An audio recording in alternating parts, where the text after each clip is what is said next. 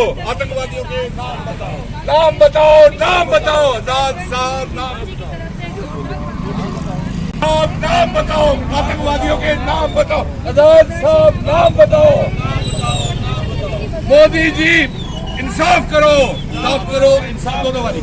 मोदी जी इंसाफ करो, इंसाफ करो, इंसाफ करो। मोदी जी इंसाफ करो, इंसाफ करो, इंसाफ करो। आतंकवादियों लीडरों के नाम बताओ, नाम बताओ, नाम बताओ। आतंकवादी नेताओं के नाम बताओ, नाम बताओ, नाम बताओ।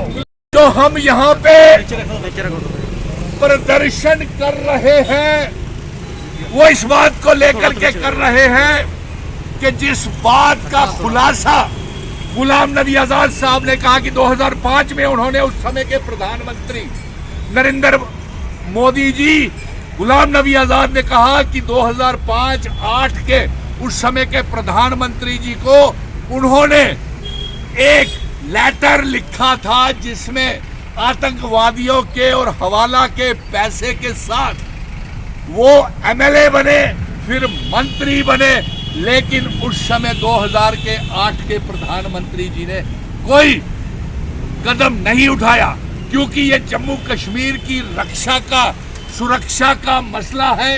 मासूम लोगों की जानें जा रही हैं, हर रोज टारगेट किलिंग्स हो रही है, और ये एक देशद्रोह का भी मसला बनता है कि किन नेताओं के आतंकवादियों के साथ लिंक्स थे। इस बात का ब्यौरा होना बेहद जरूरी है और मोदी जी इन्वेस्टिगेशन करे। गुलाम नबी आजाद की वो खत प्राइम मिनिस्टर के दफ्तर में अभी भी होगा, वो बाहर निकाले। अगर नहीं है तो गुलाम नबी आजाद साहब को फिर से बुलाएं और एनआईए सीबीआई की इंक्वायरी करवाएं, क्योंकि ये 15 साल हमें अफसोस है जो गुलाम नबी आजाद साहब क्यों खामोश रहे।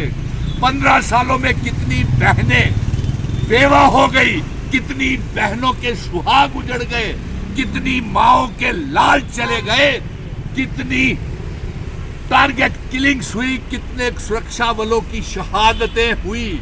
ये सारी देशद्रोह का मसला है, इसलिए हम ये चाहते हैं कि इसकी तहकीकात होनी चाहिए और आजाद साहब फिर से लोगों को बताएं, अब बताएं कि वो कौन कौन से नेता हैं। ये आपकी जिम्मेवारी बनती है। आपको जो है वो 2008 के लेटर को आज एक इंटरव्यू के दौरान बता रहे हैं इतने साल वो उस समय मुख्यमंत्री थे और तमाम सिक्योरिटी एजेंसीज की होम मिनिस्टर भी थे वो।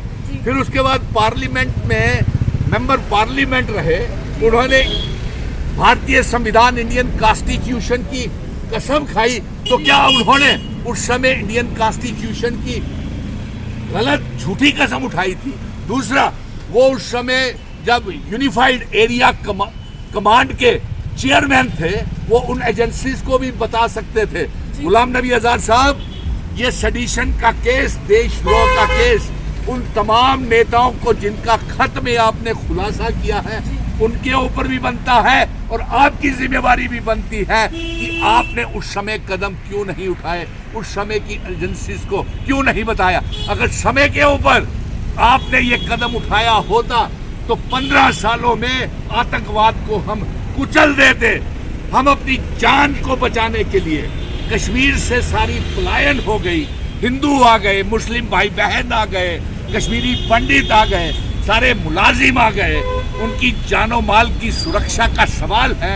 इसलिए गुलाम नबी आजाद साहब, हम आपसे फिर चाहते हैं कि पब्लिक डोमेन में जब आपने ये कहा है कि ये कुछ नेताओं के हवाला के पैसे के साथ वो यहाँ पे एमएलए और मिनिस्टर्स बने, उनका खुलासा होना बेहद जरूरी है। सीबीआई और एनआई की कांग्रेस नेता का नाम भी आ रहा है, उसके लिए क्या कहेंगे? जी, उसकी भी इन्वेस्टिगेशन होनी चाहिए। अफसोस की बात तो ये है कि क्या उस समय गुलाम नबी आजाद साहब वकार रसूल वानी के बड़े करीबी थे, कांग्रेस का प्रेसिडेंट उन्होंने बनाया, क्या उनकी जिम्मेवारी नहीं बनती थी गुलाम नबी आजाद साहब की? ये उसका नाम क्यों छुपाया, आतंकवादियों को क्यों बचाया? आपने तो भारत के संविधान की कसम उठाई हुई थी, शपथ उठाई हुई थी, फिर आपने ये लोगों के नाम क्यों छुपाए?